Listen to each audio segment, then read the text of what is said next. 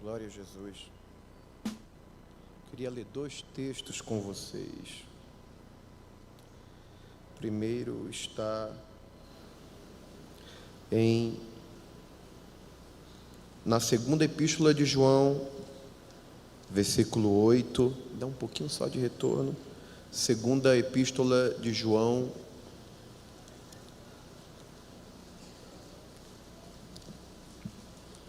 versículo de número 8.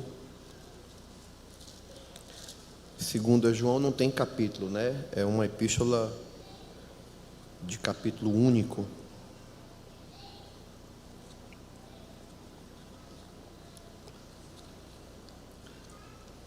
Nós estamos aprendendo sobre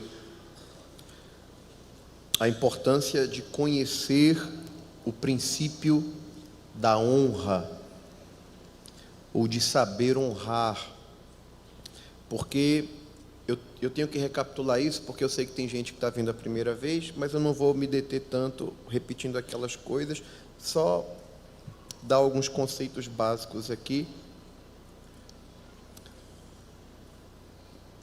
Todo pai que tem filhos tem o maior prazer de recompensar seus filhos. Todo pai tem prazer nisso. Os pais responsáveis sabem que a forma mais saudável de recompensar um filho é quando nós ensinamos os filhos a percorrerem um caminho que faça com que eles mereçam a recompensa. Aquela coisa bem básica que acho que todo pai, toda mãe diz para o filho: se você se comportar, né, mamãe vai levar você para tomar um sorvete, papai vai te dar um chocolate e tal. Por quê? Porque quando a gente apresenta a recompensa como um incentivo, a ideia do incentivo é despertar na criança o interesse em fazer o que é certo. E quando um filho obedece o pai, quando um filho obedece a mãe, mesmo a criança sem ter qualquer noção do ponto de vista assim, do conceito, mesmo que a criança não sabe explicar o que ela está fazendo, mas quando uma criança ela obedece o pai, ela obedece a mãe, com as suas ações ela está honrando a autoridade do pai ou da mãe, e por estar honrando, todo pai, toda mãe tem o maior prazer de recompensar, né? Às vezes procura saber como foi, se comportou, né? Atuou direitinho, se comportou pai, se comportou mãe, todo pai tem o maior prazer. É dessa forma que a gente incentiva os filhos a trilharem o caminho da obediência, e quando os filhos trilham o caminho da obediência, a gente tem o prazer de recompensar. Nós, sendo falhos, sendo seres humanos imperfeitos como somos, nós entendemos o princípio de recompensar quem age de maneira correta. Com Deus não é diferente. A natureza de Deus, quando a gente fala que Deus abençoa as pessoas, né, quando a gente profere uma palavra de bênção para um filho, né, graças a Deus eu quero acreditar que ainda tem filho que pede a bênção ao pai, à mãe, ao avô, à avó, à tia, tio, né? Quando a gente diz assim, que Deus te abençoe, a gente não fala isso só porque a gente deseja que Deus abençoe também, mas principalmente porque a Bíblia revela que abençoar é algo que faz parte da natureza de Deus. A essência de Deus revela um ser que tem prazer em abençoar. E quando eu falo abençoar, é em todos os sentidos. Por exemplo, eu já citei isso em outros cultos, a forma como Deus se identifica para Abraão. Diz: Abraão, eu sou teu escudo, o teu grandíssimo galardão. A palavra galardão é recompensa, né? Abraão, eu sou teu escudo, a tua grandiosa recompensa. O Senhor Jesus disse: eis que cedo venho e o meu galardão, ou seja, a minha recompensa está comigo para dar a cada um segundo a sua obra. Perceba que Jesus tem prazer em recompensar. Mas Jesus está dentro, porque Deus não muda a sua essência. A essência de Deus se submete aos padrões que Ele estabelece. Deus tem prazer em recompensar, mas Deus só recompensa de acordo com as nossas obras, com a forma como a gente se conduz aqui. O próprio escritor aos Hebreus diz que é necessário que todo aquele que que se aproxima de Deus creia que Ele existe e que Ele é galardoador, recompensador daqueles que o buscam. Então é da natureza de Deus recompensar. Só que não é porque Deus tem prazer em recompensar que Ele sai feito Silvio Santos, dizendo quem quer dinheiro, quem quer bênção e jogando bênção para cima de todo mundo. Não. Existem recompensas de Deus que estão atreladas a princípios que nós precisamos cumprir. E é interessante que Deus leva isso tão a sério, que o primeiro mandamento com promessa, ou seja, um mandamento que vem acompanhado de uma recompensa, de uma bênção, de um presente, é um mandamento que está debaixo do princípio da honra. E Deus leva isso tão a sério que Ele estabeleceu isso. Logo, é o primeiro mandamento que a gente tem conhecimento, que é o mandamento de honrar pai e mãe, né? Honra teu pai e a tua mãe, para que te vá bem e para que se prolonguem os teus dias na face da terra. A Bíblia diz que esse é o primeiro mandamento com promessa. Deus tem prazer de prolongar os dias da gente. Deus tem prazer de que a gente viva bem nessa terra. E o incentivo que Deus estabelece para que a gente viva essa promessa é honrar pai e mãe. O problema é que a gente acha que esse é o único mandamento com promessa que está associado ao princípio da honra, mas não. Deus estabelece esse primeiro mandamento com promessa para a gente aprender logo na infância a importância de honrar. O primeiro princípio de honra que a gente conhece é o princípio de honrar os pais. Um princípio de autoridade e um princípio de honra.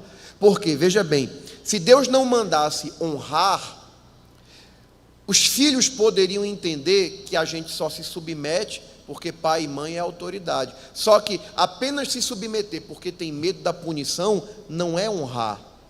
Honrar é quando você se sujeita porque você valoriza, porque você tem como alguém em estima, alguém que merece o seu respeito, alguém que não pode ser visto como algo comum. Porque honrar é justamente isso, é você tratar algo com distinção, valorizando, algo que tem peso para você. Deixa eu dar um exemplo claro aqui. Você sabe que tem filho que obedece o pai porque tem medo de uma pisa, sim ou não? Todo mundo sabe disso. Eu tenho um amigo, vocês conhecem, ele esteve aqui dando um seminário sobre liderança, deixou muito crente encantado, porque ele é um homem de Deus admirável. Pastor Jefferson, aleluia. E ele uma vez ele dando uma palavra, ele contou uma experiência que eu nunca esqueci. Ele disse que o pai dele, quando ele era adolescente, o pai dele disse assim: vá lá na casa de fulano e traga a minha bicicleta que está lá. Só que o trajeto era um trajeto meio perigoso assim, porque passavam muitos carros, e o pai dele tinha medo que ele viesse, que era um pouco longe, então ele ia dar uma caminhada extensa, mas o pai estava preocupado, ele vai caminhar muito, quando ele pegar a bicicleta, pode ser que ele queira vir montado na bicicleta, né, para chegar mais rápido. Só que ele sabia que o trajeto era meio perigoso, tinha muito movimento de carros. Aí o pai dele disse assim: você vai lá, pega a bicicleta, agora não venha montado nela não, porque é perigoso. Aí ele, tá certo. Aí ele foi, caminhou, pegou a bicicleta. Aí lá vem ele, caminhando, voltando já, empurrando a bicicleta assim. Aí um conhecido dele passa por ele, ele diz assim: ó, Jefferson, tá fazendo o que por aqui? Ele disse: não, eu vim pegar a bicicleta de meu pai mandou. E o conhecido sabia que ele estava longe, ele olhou para os dois pneus da bicicleta, estavam cheios assim. E por que tu não vai montado, por que tu não vai pedalando? Ele fez assim: porque meu pai mandou levar a bicicleta assim. E a pessoa disse assim: mas ninguém está te vendo. Teu pai não está aqui. Teu pai não está aqui te olhando. Ninguém está vendo. Ninguém vai saber disso. Mas disse: não, mas meu pai mandou. E porque meu pai mandou, eu vou fazer como meu pai mandou. Sabe o que é isso? Isso é princípio de honra. O princípio da honra não depende: será que alguém está me vendo? Será que alguém está me fiscalizando? Gente, quando a Bíblia fala sobre o princípio da honra, Jesus, ele dá tanta ênfase que a gente aprendeu isso, eu só estou citando isso aqui. Jesus diz que a gente tem que honrar quem está acima de nós. Jesus ensina que a gente tem que honrar quem está no nosso nível, e Jesus ensina que a gente tem que honrar até quem está abaixo de nós. Ele fala: quem oferecer um copo de água fria a um profeta, na qualidade de profeta, vai receber o galardão do profeta. Quem é o profeta? O profeta é o enviado do Senhor, e o profeta é quem está acima de nós. Quem atende um justo, na qualidade de justo, vai receber o galardão, a recompensa do justo. Ou seja, você honra o profeta, você recebe a recompensa do profeta. É porque não vai dar tempo, e eu estou tentando fracionar para a gente ir estudando isso aos poucos. Quando você estuda, por exemplo, o profeta, a gente vai aprender isso, porque a gente aprendeu sobre o princípio da honra como um conceito geral, a gente aprendeu sobre o marido honrando a esposa, porque a Bíblia manda o marido dar honra à mulher como vaso mais frágil, né? É o princípio da honra no ambiente familiar, né? De quem está ao nosso lado. A gente falou rapidamente, porque era a festa do Ceará e não deu para estender muito, mas falamos rapidamente sobre os pais honrarem os filhos, entendeu? Porque a gente normalmente só associa o princípio da honra com o princípio da submissão, mas não é só submissão. Você honrar é você tratar alguém com peso, com deferência, né? É demonstrar o valor que aquela pessoa tem. Então, por exemplo, tem pais que, porque são pais, eles acham que nunca precisam parar para ouvir os filhos, não dão atenção, não gastam tempo com os filhos, e a Bíblia manda a gente honrar os filhos. Por quê? Porque a Bíblia chama os filhos de herança do Senhor, diz que os filhos são como flechas na mão do valente, né? Eu vejo essas mulheres de hoje em dia que às vezes só tem um filho e com muito sacrifício, não, porque vai ser difícil, quando a Bíblia diz que bem-aventurado é quem enche a sua aljava de filhos, né? Os filhos são como flechas, e quem enche a aljava de flechas, né, tá sendo abençoado, porque é bem-aventurado, é feliz. Eu me programei para ter 2, vieram 3, e eu confesso que eu fiquei assustado, porque eu não tinha planejado para isso, mas Deus me abençoou muito mais, porque filho é recompensa, é uma maneira. Gente, às vezes a gente está passando luta, problema, guerra, dificuldade, pressão, chega em casa, quem tira o estresse da gente são os filhos, são as crianças. Filho é recompensa do Senhor. Aí fica um bando de mulher frouxa aí com medo de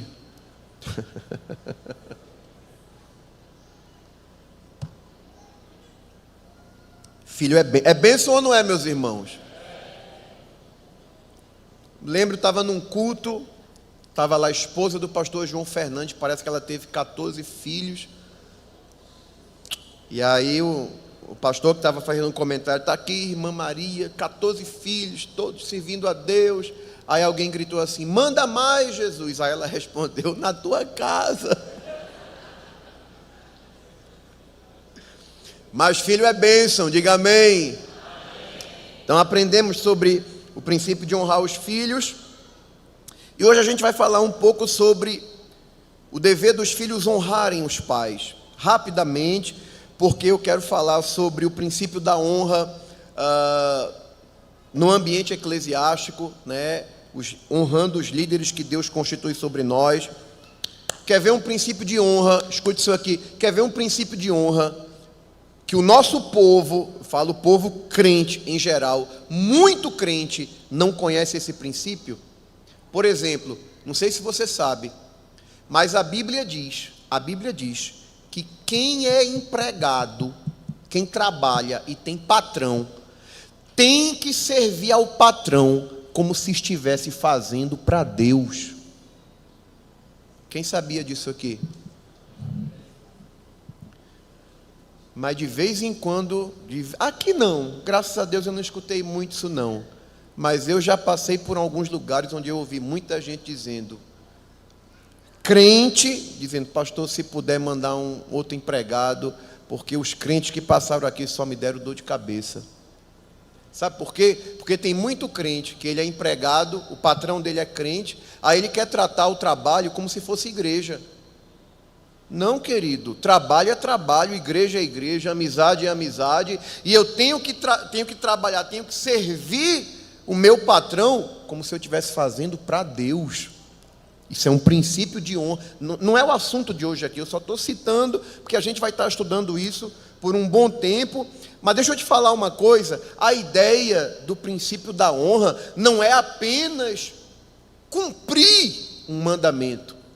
Quando Deus manda a gente honrar, é como se Deus estivesse dizendo, nego velho, eu quero te recompensar, eu quero te dar uma recompensa completa, só que quando você não honra, você está fechando a porta para eu te recompensar. A gente citou, segundo João, versículo 8, citou, acabou que a gente nem leu, né? Mas foi bom porque eu vou ler justamente na hora certa. João, ele dá um conselho para os crentes dizendo, olhai por vós mesmos, né? Ou acautelai-vos, para que não percamos o que temos ganhado. Antes, recebamos o inteiro galardão. João está dizendo, gente, vamos ter cuidado para que a gente não perca o que a gente conquistou, mas vamos lutar para a gente alcançar a recompensa completa. Escute isso, João ensina que é possível na nossa caminhada a gente perder o que a gente conquistou. E o que é que faz a gente perder o que a gente conquistou? É isso que eu vou falar aqui, que muito crente não sabe. O que faz a gente perder o que a gente conquistou, sabe o que é? É não respeitar o princípio da honra. Porque quando você vai para a Bíblia, você vai ver que quando a gente guarda o princípio da honra, a gente tem a oportunidade de receber a recompensa completa. Tem pessoas que não observaram o princípio de honra, até receberam alguma coisa, mas receberam uma recompensa michuruca pela metade, e alguns perderam até aquilo que haviam conquistado. Quem entendeu diz amém. A gente falou semana passada sobre Israel nos dias de Moisés, que perdeu uma recompensa que já estava pronta. Gente, deixa eu falar uma coisa, deixa eu te falar uma coisa aqui. Eu já vi muita gente fracassar no caminho. Agora tu já pensou,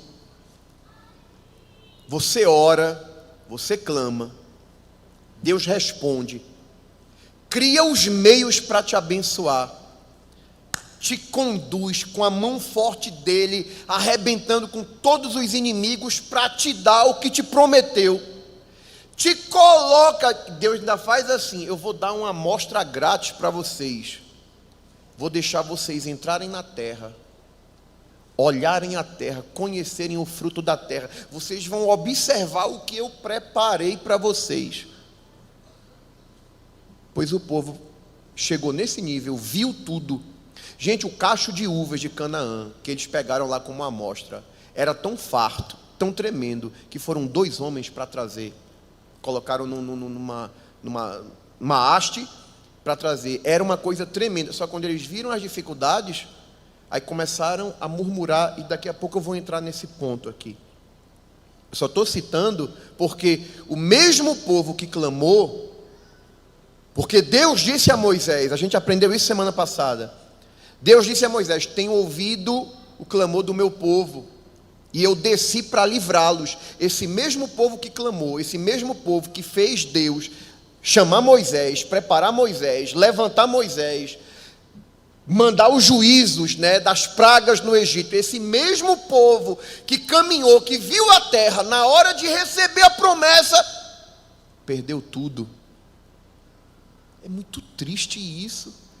E é interessante que o apóstolo Paulo, quando ele escreve à igreja de Corinto, ele pega o exemplo de Israel e mostra as experiências que ele constrói uma narrativa dizendo assim: todos saíram do Egito, todos foram batizados na nuvem, todos, aí fala de todos que saíram, todos que provaram do maná, todos que presenciaram a coluna de fogo, coluna de nuvem, todos, mas Deus não se agradou da maioria deles, e eles pereceram no deserto. Os que pereceram perderam tudo, foram libertos, viram os milagres, experimentaram os sinais, receberam as bênçãos de Deus, mas na hora de receber a recompensa do clamor, perderam tudo. E João está orientando a gente abrir o olho, ter cuidado para a gente não perder a recompensa. Jesus ensina isso quando ele diz: eis que venho sem demora, guarda o que tens, para que ninguém tome a tua coroa, né? Se fosse conquistou, está conquistado, ninguém toma, uma vez salvo, salvo para sempre. Jesus não teria essa preocupação de dizer: guarda o que você tem, para que ninguém tome.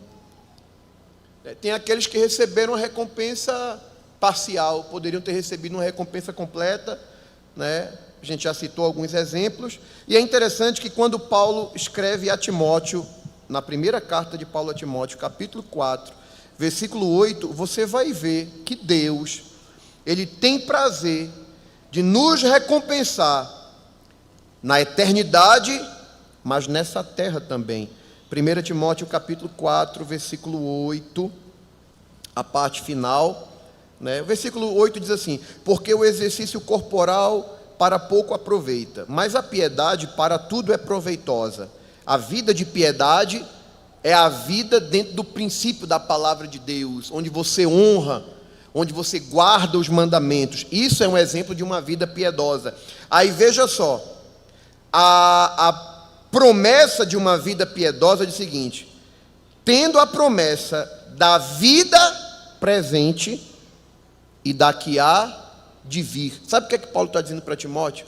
Que uma vida piedosa, ela traz promessas para esse tempo presente e para o tempo que está para vir. Ou seja, Deus tem recompensa para a gente aqui e Deus tem recompensa para a gente na eternidade. Quem entendeu, diga amém. Então, se Deus quer que a gente receba uma recompensa completa, eu penso que a gente tem que ter cuidado para não comprometer aquilo que Deus tem para nos entregar. O que é que faz a gente... Aí, porque tem gente que ainda tem dificuldade de entender como é. Aí eu gosto de citar o texto de Marcos capítulo 6, versículos 1 ao 6. Eu sei que está sendo um pouquinho repetitivo, mas é porque como esse assunto não é um assunto que a gente vê ou ouve todo dia, aí você vai entender como a perda do princípio da honra compromete a recompensa. Marcos capítulo 6, versículos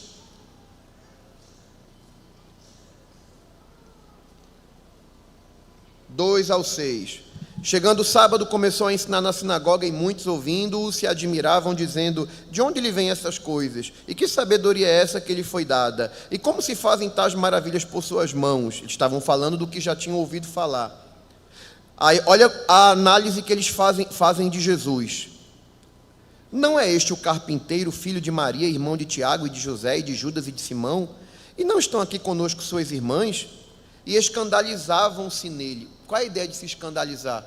É porque eles ficam abismados com a sabedoria de Jesus, com o que eles estão ouvindo acerca de Jesus, mas aí, aquilo que deveria chamar ou despertar a atenção deles para Jesus, como alguém diferente, faz com que eles se choquem com aquilo, porque dizem: mas peraí, isso não é Jesus? Não é Jesus daqui do bairro da gente, filho do carpinteiro, a gente conhece as irmãs dele, conhece. O que é que acontece? Eles viram Jesus como uma pessoa comum, como uma pessoa qualquer.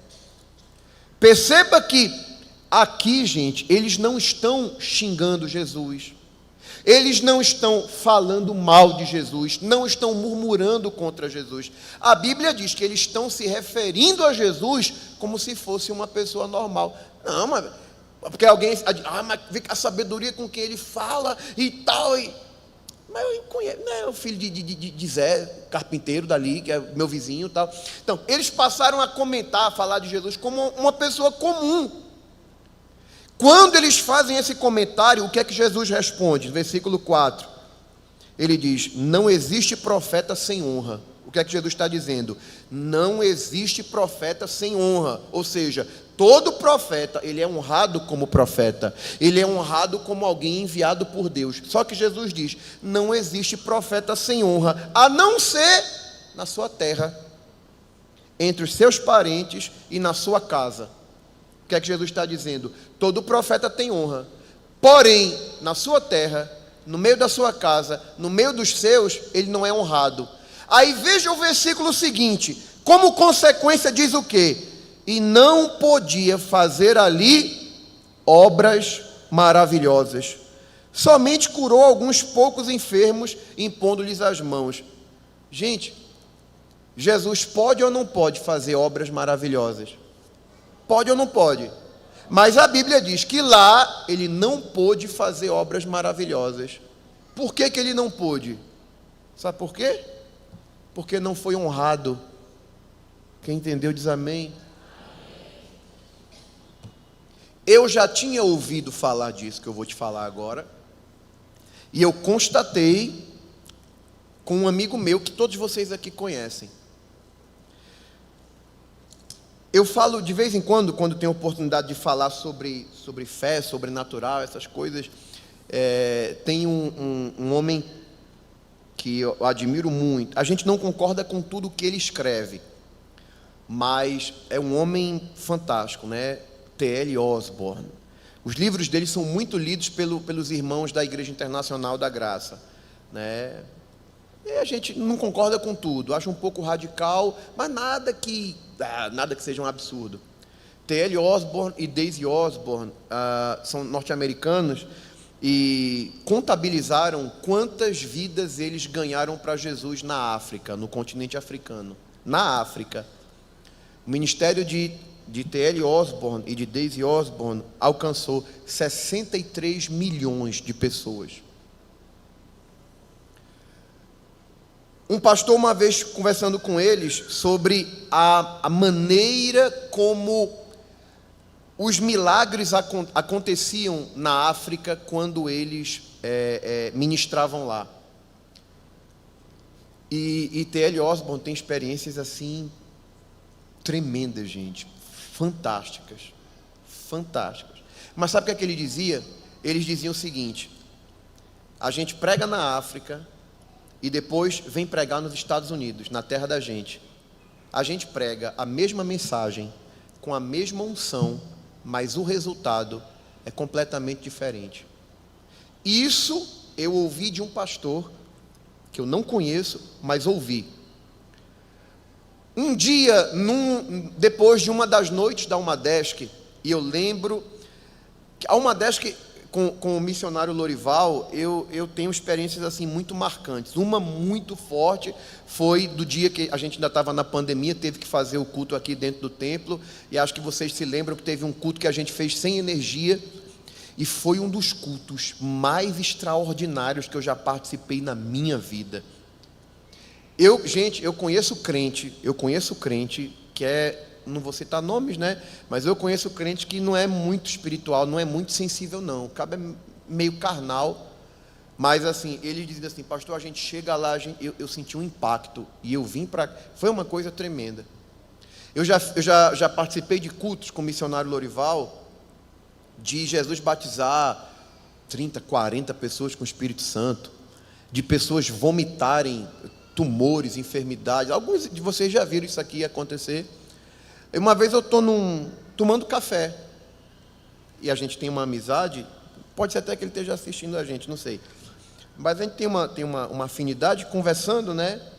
Aí, aquele clima, né? Quando você está num culto muito poderoso. Jesus batiza um bocado e cura outros, e outro vomita enfermidade e tal. E a gente está lá conversando, e Jesus salva mais outra carrada de gente. Aí a gente está lá tomando café, comendo e se regozijando. Aí Louro para, olha assim para mim, aí faz assim: amigo, tu crê que na Argentina eu prego a mesma mensagem, grito do mesmo jeito, dou meus pulos do mesmo jeito, faço do mesmo jeito, me entrego do mesmo jeito?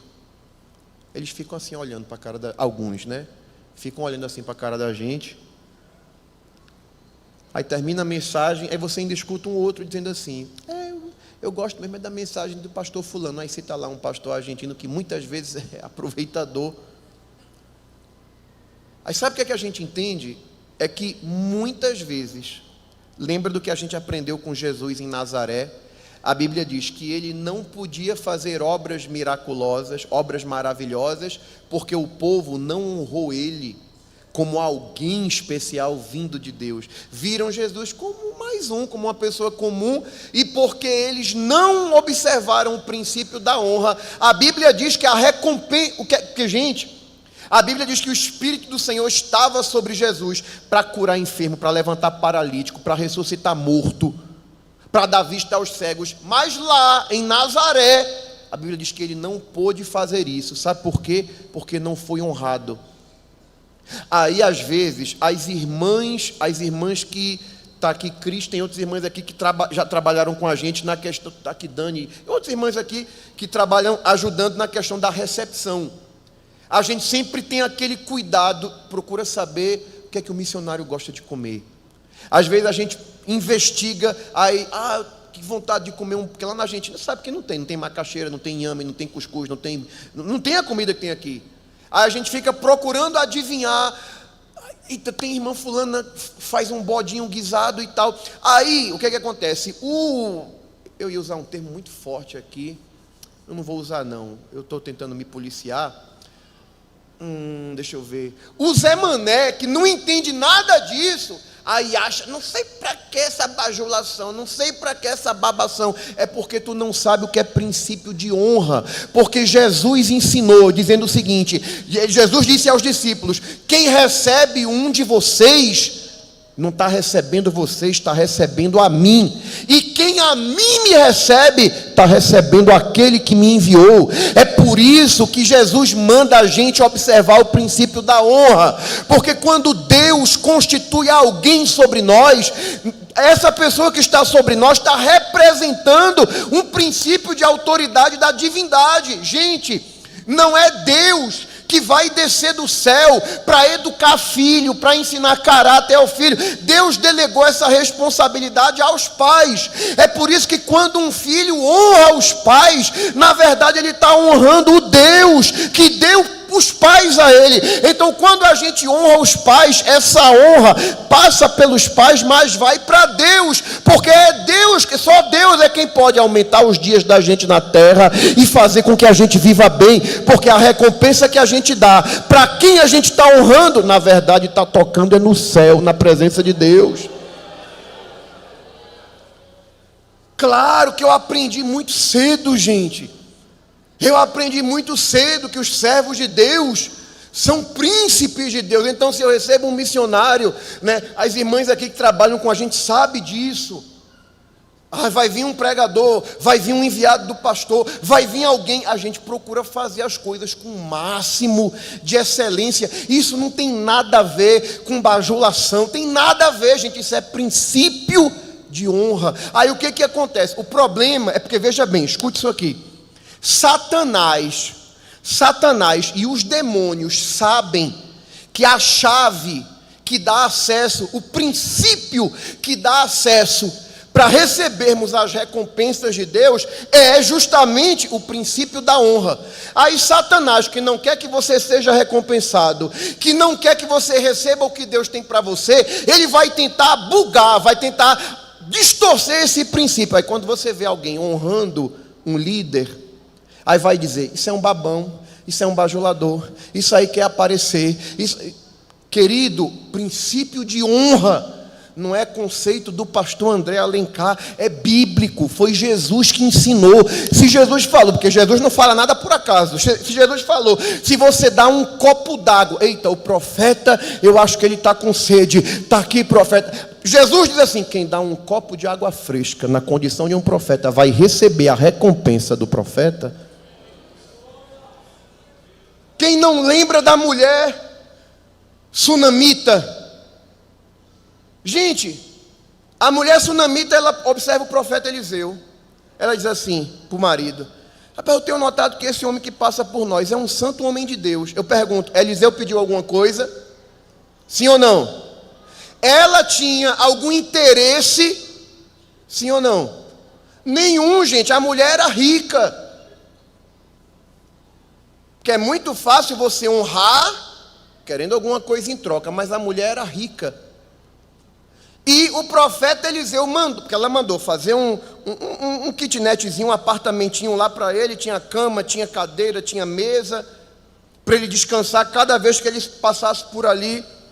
E ela faz em comum acordo com o esposo, atende o profeta. Eliseu ficou tão constrangido pela maneira amorosa, pelo desvelo. Desvelo é dedicação, é fazer as coisas com excelência. Eliseu ficou incomodado, gente. Ele fala para o servo dele, Geazi, chama essa mulher aqui.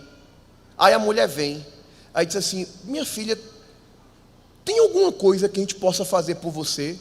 Porque Eliseu estava dizendo, eu tenho acesso ao rei, eu tenho acesso ao rei, eu tenho acesso ao comandante da guarda, tem alguma coisa que eu possa...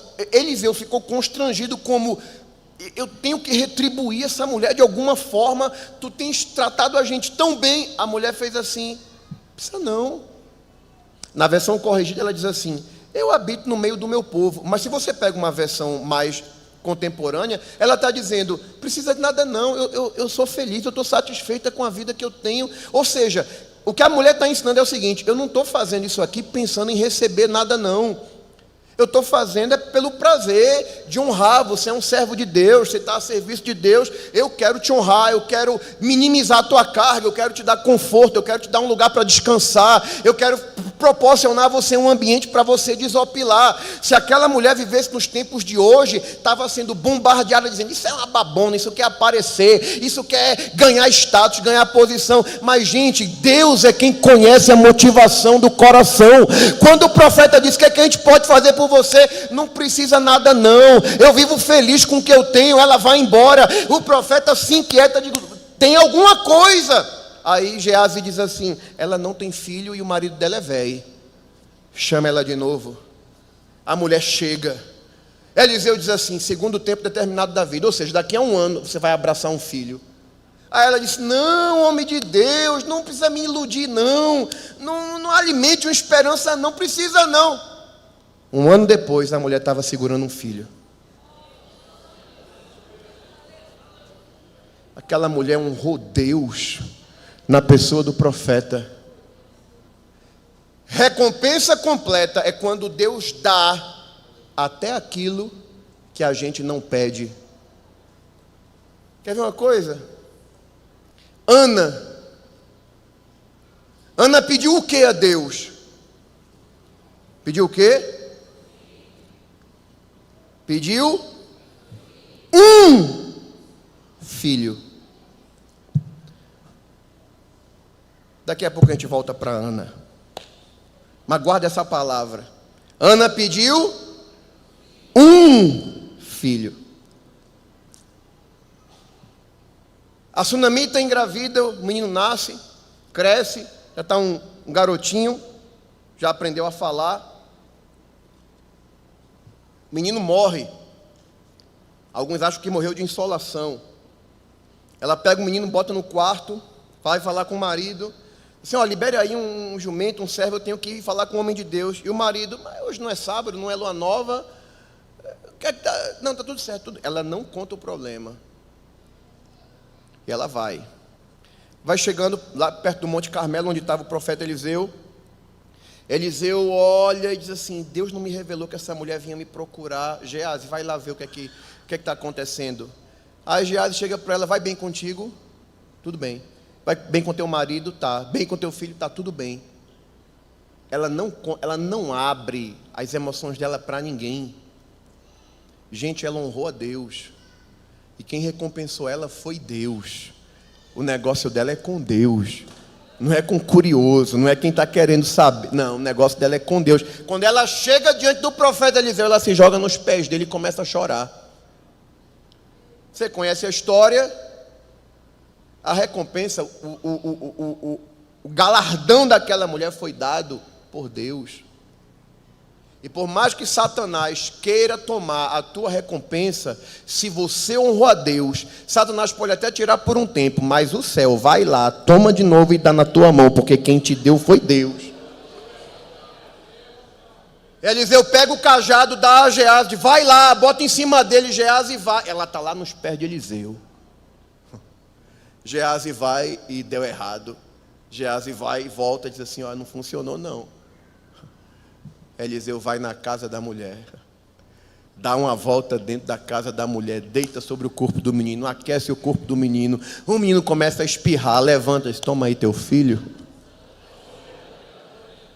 Só que a maioria de nós acha que a história dessa mulher acabou aí. Só que não. A Bíblia diz que tempos depois houve uma fome na terra. E aquela mulher teve que fugir, teve que deixar sua terra e ir para um outro lugar. E no que ela deixou tudo para trás, perdeu tudo. Mas, gente, a Bíblia diz, na verdade, Deus diz na sua palavra, Deus diz, eu honro aqueles que me honram. Aquela mulher dirigiu a sua honra ao profeta Eliseu. Só que Eliseu representava quem? O Deus de Israel. Deus diz, eu honro quem me honra. A fome veio, ela deixa as suas terras, vai embora, e ela não tem para onde voltar.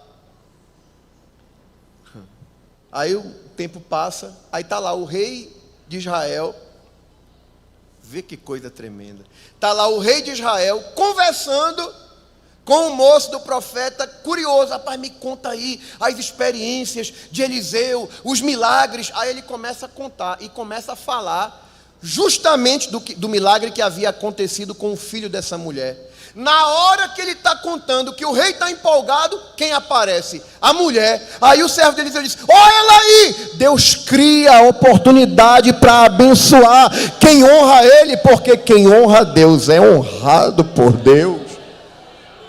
Quando a mulher essa aqui, me conta. Aí o rei manda restituir, devolver tudo, porque recompensa de Deus, quem dá é Deus, e só quem pode tirar é Ele, ou você e eu, se formos desobedientes ao princípio da honra. Quem está entendendo diz amém.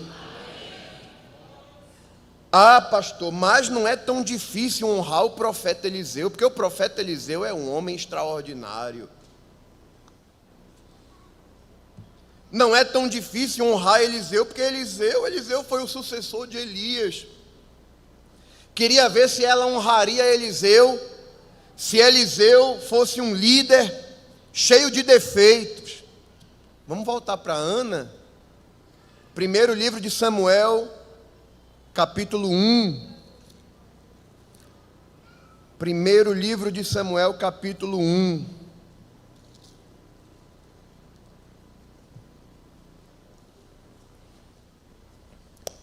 Versículo 11.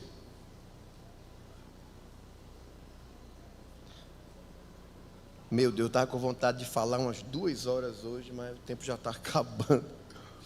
1 Samuel capítulo 1, versículo 11. Palavras de Ana. E votou um voto dizendo, Senhor dos exércitos, se benignamente atentares para a aflição da tua serva, e de mim te lembrares, e da tua serva te não esqueceres, mas a tua serva deres um filho varão, ao Senhor o darei por todos os dias da sua vida, e sobre a sua cabeça não passará navalha. Deixa a Bíblia aberta aí. Ana estava sofrendo tanto com a ideia de não poder gerar, que ela disse, Senhor, eu quero tirar esse opróbrio, essa maldição da minha vida. Se o Senhor me der, me conceder esse privilégio, eu recebo. mas eu te devolvo, eu entrego ele para ser teu todos os dias da vida dele. Ana estava pedindo um filho e disse: se tu me der, eu te dou. Nesse drama, nesse sofrer, nessa angústia, nessas pancadas emocionais que ela já tinha recebido de Penina, que ficava fustigando ela, ferindo ela, machucando ela, Ana está lá orando, já não tem mais palavra, está lá só batendo os lábios no templo. Aí chega o pastor presidente da época, o sumo sacerdote Eli. Eu queria que você se colocasse no lugar de Ana. Aí você está lá sofrendo por algo que você está pedindo a Deus, algo que está tirando tua paz, tua tristeza, e que só Deus pode trazer uma solução. Aí chega o pastor da igreja, que é quem poderia te dar um incentivo. Aí ele olha para tu e diz assim: larga essa garrafa de pitu, mulher, deixa de beber. Foi mais ou menos o que Ana ouviu. Porque a saudação de Eli para ela foi: afasta de ti esse vinho, mulher. Em outras palavras, tem vergonha, uma hora dessa tu está embriagada. Olha aqui para mim. Se Aninha da Bíblia fosse como alguns crentes, como alguns crentinhos que eu conheço, sabe o que ela teria feito? É o quê? O senhor está me chamando de embriagada?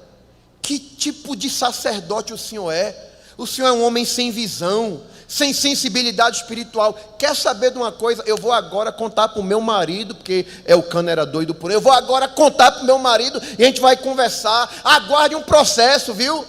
Amanhã seu nome está na rede social, Eli. Foi assim que Ana agiu. Veja como foi que Ana... Agora, antes de ver, foi fácil ouvir o que Ana ouviu? Tu está lá atribulada, chorando, não consegue nem falar. O homem de Deus, que é quem deveria te dar um apoio, te julga precipitadamente pelo que ele está vendo, não conhece a tua história, aí chega, larga uma paulada na tua cabeça, dizendo: afasta de ti esse vinho, mulher. Vê como foi que Ana respondeu ao sacerdote? Versículo 12. Versículo 14, disse-lhe Eli: até quando estarás tu embriagado, aparta de ti o teu vinho. Versículo 15, presta atenção. Porém Ana respondeu e disse: não o quê? Não o quê? Senhor? Tu sabe que Senhor era um tratamento que se dava a alguém que se estimava, que se respeitava. Ela disse: não, meu Senhor, ou Senhor meu.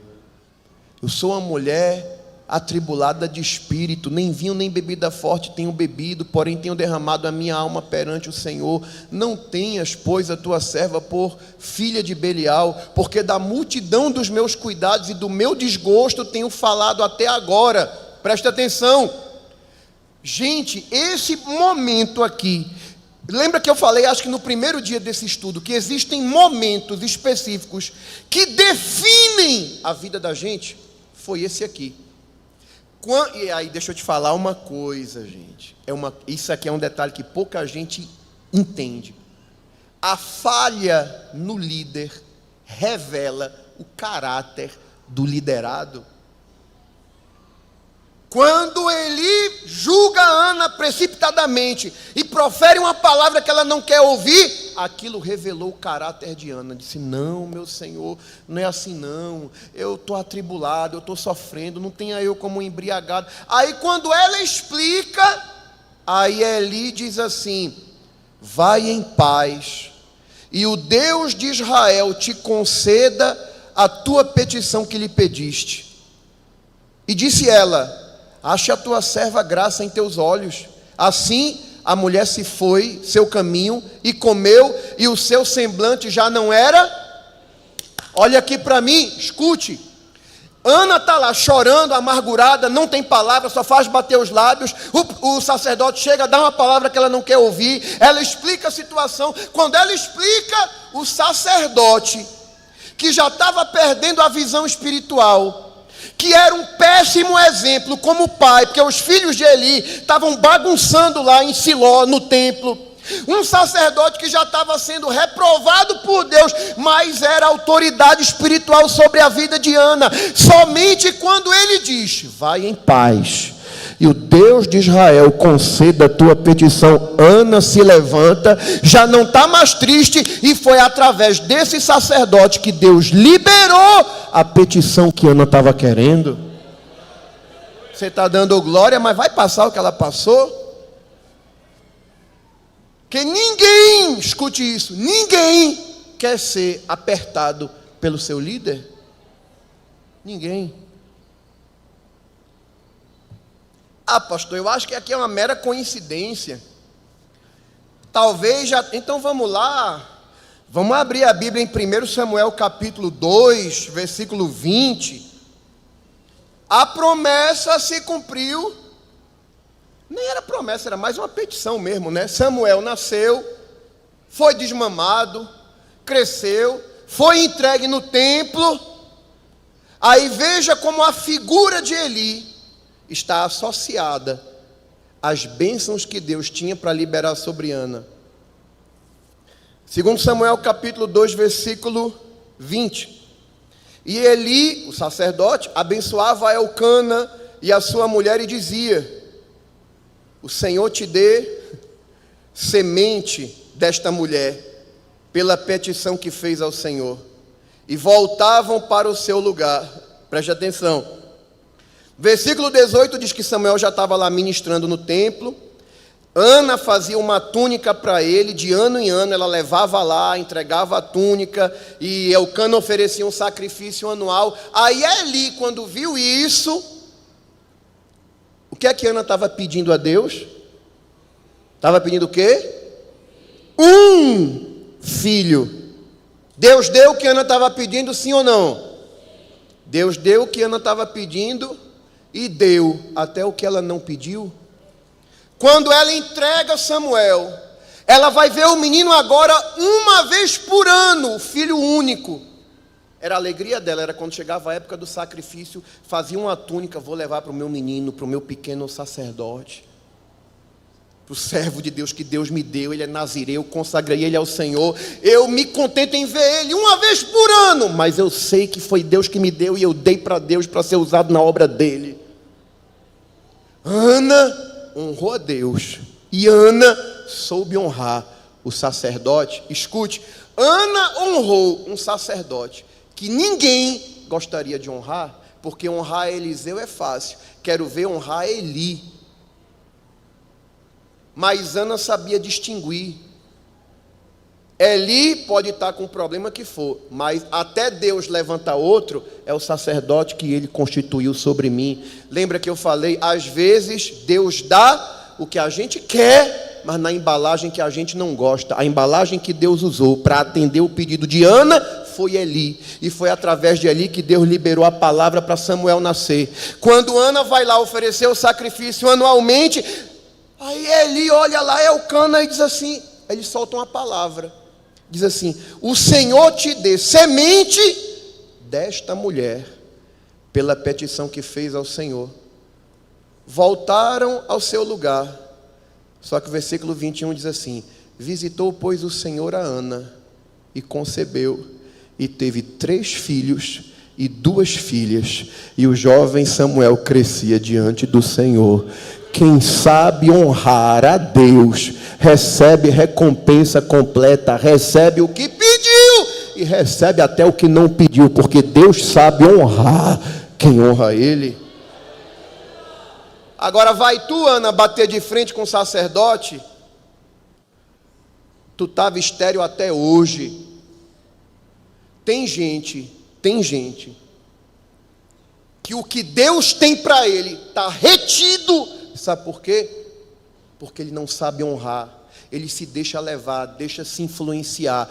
Aí valoriza mais o que os outros dizem do que a palavra diz. Mas Ana disse, ele pode pensar o que for, mas ele é o meu sacerdote. Não estou bêbada não, estou embriagada não, sou mulher angustiada. Quando ela explica a situação, o sacerdote libera a bênção e a bênção chega para ela. Lá na frente o sacerdote libera de novo, e Deus não manda só uma bênção não, manda logo 5. E deixa eu te falar uma coisa, o Samuel que Deus deu a Ana, por si já era uma bênção. Mas Deus não deu só um filho, Deus deu um juiz, um profeta e um sacerdote para a nação, porque quem honra a Deus corretamente recebe recompensa completa.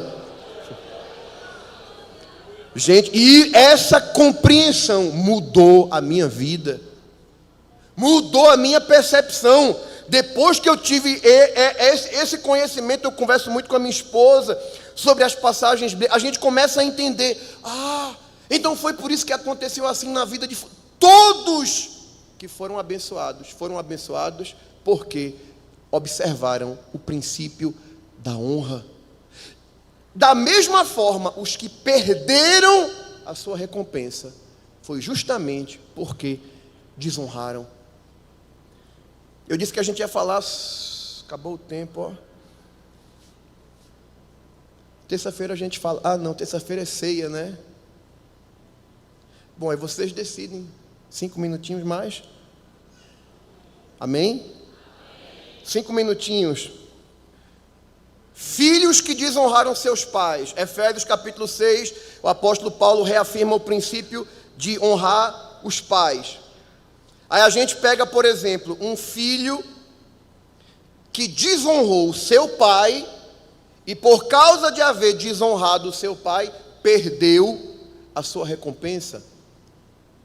Agora eu queria meditar sobre o que provavelmente levou Rúben, o primogênito de Jacó, a desonrar o seu pai. Gênesis capítulo 29. Gênesis capítulo 29. Vou até anotar aqui que eu já falei sobre Ana para não repetir de novo.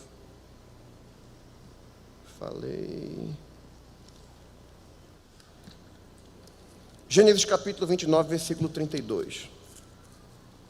Eu prometi que seria 5 minutos, eu vou tentar ser fiel aqui. Gênesis 29, 32.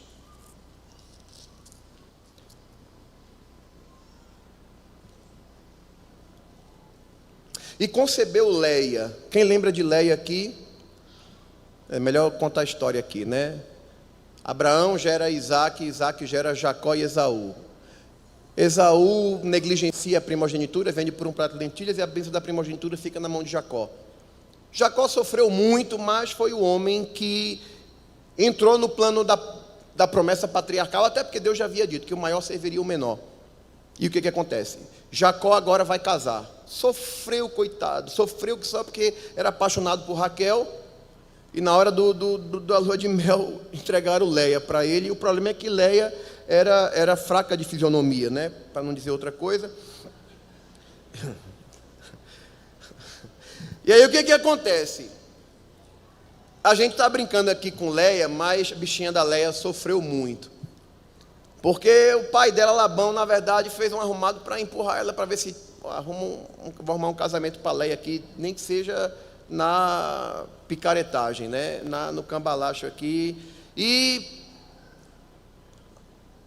Jacó acabou tendo que casar com Leia por haver sido enganado por seu sogro. Aí o que acontece? Na hora de gerar filhos, Raquel é estéril. Pelo menos por um tempo não gerou, né? Só veio gerar depois. A Bíblia diz que Jacó, no versículo 32, que diz que Leia concebeu e teve um filho, e o chamou o seu nome Rúben. Preste atenção nisso aqui. Rúben nasceu.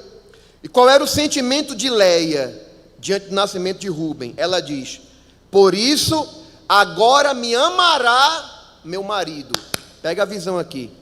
Rúben nasce, e o ambiente emocional em torno dele, ou seja, ele nasce e ele cresce, e o sentimento que a mãe dele transparece é: eu gerei um filho, agora meu marido vai me amar. Uma mulher que está dizendo, agora meu marido vai me amar, em outras palavras, ela está dizendo o quê? Meu marido não me ama.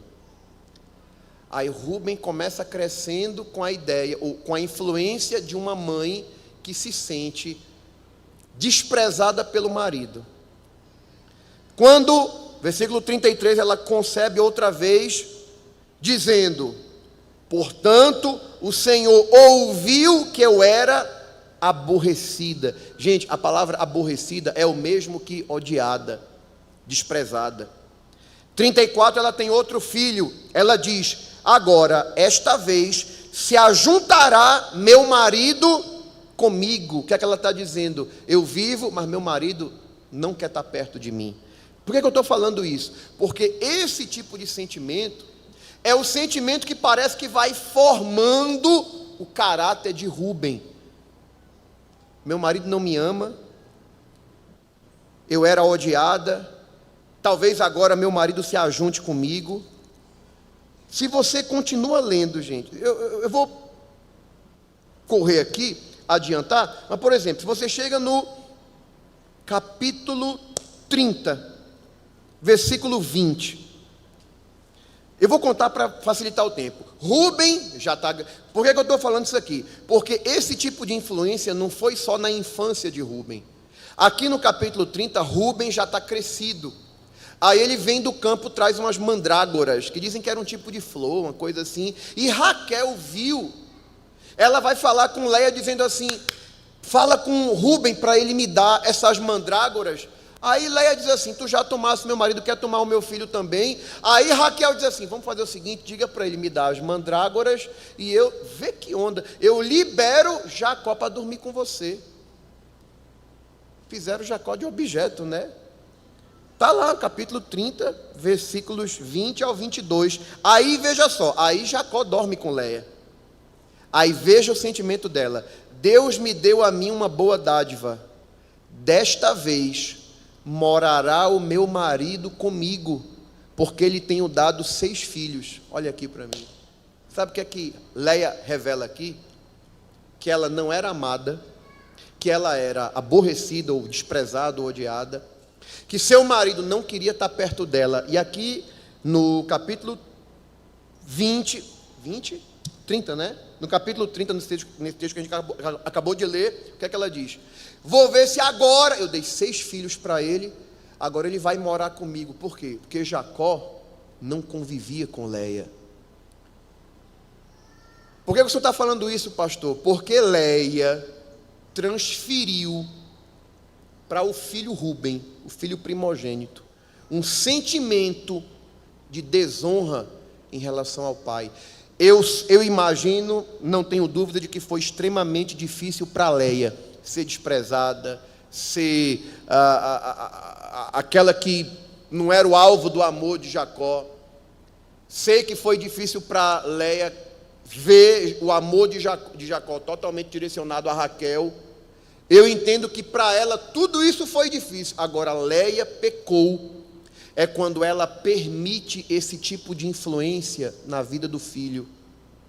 A impressão que a gente tem é que Rúben cresce: meu pai não ama minha mãe, meu pai despreza minha mãe, meu pai não quer estar perto da minha mãe, meu pai não mora com a minha mãe, meu pai não presta, meu pai é ruim, meu pai é mau. Sabe o que é que acontece? Quando Rúben cresce, a Bíblia diz que Rúben, ele foi ter relações com a concubina do pai dele. Ele profanou o leito conjugal do pai dele. E isso era um princípio de desonra tremendo. Sabe qual foi a consequência? A Bíblia, gente, a bênção da primogenitura era algo extraordinário, a porção dobrada, as promessas principais de Deus. Aí, porque Rúben desonrou o pai, sabe o que é que aconteceu? Jacó pega o lugar da primogenitura e substitui, coloca os 2 filhos de José, Manassés e Efraim. Sabe o que é que a gente aprende com Rúben? Rúben perdeu a sua recompensa porque não honrou seu pai. E a gente poderia passar muito tempo aqui falando de Absalão. Por que eu estou falando de Rúben e por que eu estou citando Absalão? Porque tanto Jacó como Davi foram pais desastrosos. Jacó como pai Só a graça. Davi, por que eu estou falando isso? Porque, gente, seja na liderança da igreja, seja na liderança social, quem é nosso patrão, seja na liderança política, seja na liderança familiar, a gente acha que a gente só deve honrar quem é um exemplo. Mas escute, Deus não negocia isso. Se o teu pai é um fracasso, eu e você temos que honrá-lo. Se o teu presidente não é o que você queria, você tem que honrá-lo pela investidura do cargo. Se o teu patrão é bruto, é um cavalo, mas é teu patrão, você tem que trabalhar para ele como se estivesse fazendo para Deus. Se o teu marido é um traste, te trata como lixo, você tem que honrar ele, porque quem vai te recompensar nem é teu marido, nem é teu pai, nem é o presidente, nem é o teu patrão. A tua recompensa vem do céu, porque quando você atende ao princípio da honra, você está honrando a Deus. Até porque, sabe como é que Deus vê? Quando Deus vê você honrando alguém que lhe fere, que lhe trata mal, que lhe chama de embriagada, que lhe despreza, aí quando Deus vê você honrando essa pessoa, sabe como é que Deus... Eu sei que não é fácil, né? Eu sei que não é. Eu não estou falando isso aqui só teoricamente, eu sei que não é fácil, mas eu já contei aqui, em algumas situações, e de vez em quando eu conto isso. Eu vi meu pai uma vez, meu pai era gente boa, mas meu pai quando bebia, só o sangue. E uma vez meu pai embriagado bateu na minha mãe, na minha frente, eu era criança, deu um murro no prato que eu estava comendo, virou a mesa em cima da gente, bateu na minha mãe foi para o quarto chorar, e eu corri atrás dela, me agarrei na perna dela, chorando, lá em Manaus, e eu disse, mãe, vamos para Recife, vamos para a casa de vovó, e minha mãe chorando, minha mãe engoliu o choro, olhou para mim e disse assim, perdoe seu pai, não odeie seu pai, ame seu pai, ele é seu pai. Eu não sei, até hoje eu não sei de onde foi que minha mãe encontrou força para dizer aquilo, mas naquele momento, minha mãe me blindou, me protegeu de qualquer semente, de raiz de amargura, de ódio, de qualquer coisa. Minha mãe me protegeu ali. Minha mãe, sem saber nada de teologia, estava me ensinando o princípio de honra dentro de casa. Eu vi, e não é porque é minha mãe não, mas eu já fui a algumas cerimônias fúnebres, e uma das cerimônias fúnebres mais belas que eu vi foi a cerimônia da minha mãe, porque dentre os irmãos dela, minha mãe era quem tinha tudo para não ser ninguém, mas no meio da família da minha mãe foi mãe de um pastor, mãe de um missionário, mãe de uma esposa de pastor, dirigente de círculo de oração, dirigente de avivamento. Não que ela procurasse isso, mas Deus, quando a gente honra os princípios dele, Deus honra a gente na trajetória da gente, e até na hora da morte ele honra a gente. Eu vi minha mãe receber uma recompensa completa, porque quem honra a Deus é honrado por ele. E o grande desafio é você honrar quem aos olhos humanos não merece ser honrado. Mas eu vou bombardear vocês com isso, porque do jeito que eu fui quebrado pela palavra, a gente vai ser quebrado junto e a gente vai receber recompensa completa junto. Que Deus nos abençoe. Vamos ficar de pé, agradecer a Deus.